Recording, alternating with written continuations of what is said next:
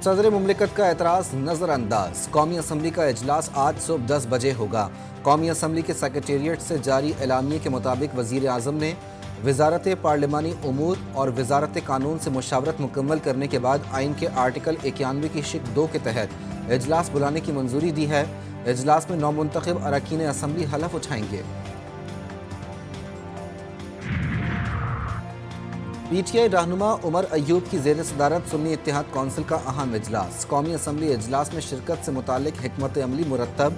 आतिफ खान कहते हैं इजलास में भरपूर शिरकत करेंगे। वफाकी हुकूमत के लिए नून लीग और पीपल्स पार्टी में मुशावरत मुकम्मल। Ayaz Sadiq speaker, chairman senate के लिए यूसुफ रजा गिलानी फेवरेट। वजारत दिफा के लिए ख्वाजा मोहम्मद आसिफ, दाखिला के लिए एहसन इकबाल और इत्तलात के लिए अता तारड़ मजबूत उम्मीदवार। वजारत खारजा का कलमदान भी मुस्लिम लीग नून अपने पास रखेगी। डिप्टी स्पीकर के लिए पीपल्स पार्टी और डिप्टी चेयरमैन सेनेट के लिए नून लीग उम्मीदवार देगी। गवर्नर पंजाब के लिए कमर जमान कायरा और मखदूम अहमद महमूद के नाम सामने आ गए।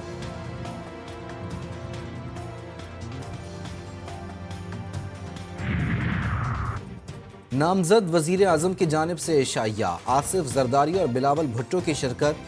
दीगर इत्तेहादी जमातों के कायदीन और रहनुमा भी शरीक हुए। शहबाज शरीफ ने अयाज सादिक को स्पीकर के लिए नामजद कर दिया। बिलावल भुट्टो ने गुलाम मुस्तफ़ा शाह का नाम भी डिप्टी स्पीकरशिप के लिए दे दिया। नई हुकूमत के सामने चार्टर बराए मईशत, कौमी इत्तेफाक राय, इंतखाबी और अदालती इस्लाहात पर अमल दरामद करने की तजावीज़ भी पेश कर दी। इत्तेहादी जमातें भी मुत्तहिद। आसिफ जरदारी के बतौर सदर, शहबाज शरीफ के वजीर आज़म नामजदगी पर मुत्तफिक। एहसन इकबाल कहते हैं मुल्की मसाइल का मुत्तहिद होकर मुकाबला करेंगे। नवीद कमर बोले अब मिलकर मुफाहमत करने का वक्त आ गया। मुस्तफ़ा कमाल का कहना था कि अवामी मसाइल के हल के लिए सबको साथ लेकर चलेंगे।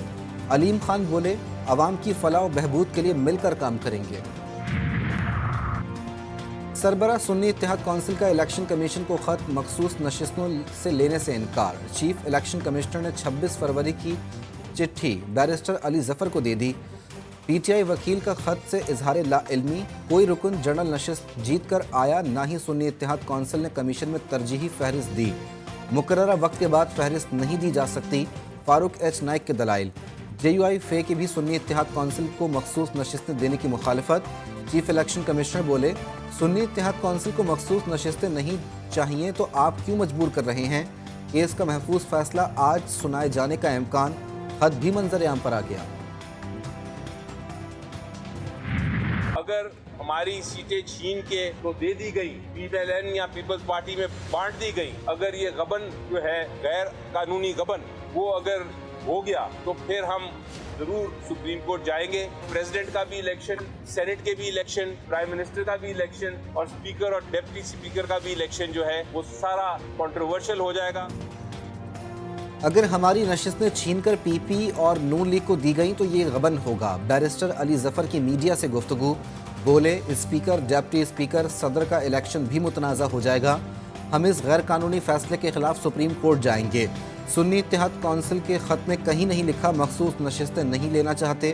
बैरिस्टर गौहर बोले मखसूस नशिस्तें मेरिट की बुनियाद पर होती हैं। अगर ये उन लोगों के पास चली गईं तो खैरात समझ कर बांटेंगे। हम समझते हैं कि पॉलिटिकल सिस्टम में और रिजर्व सीट मेरिट बेस्ड होती है। ये अगर इन लोगों के पास जाएगी तो ये उन लोगों में खैरात समझ करके बांटेंगे। हमने 23 तारीख के खत के जवाब में 26 तारीख को खत तहरीर किया कि सुन्नी इत्तेहाद कौंसिल ने जनरल नशिस्तों के ऊपर इलेक्शन नहीं लड़ा। इस वजह से हमने 8 फरवरी को खवातीन को टिकट जारी नहीं किए अंडर आर्टिकल 206 जो रिक्वायरमेंट है।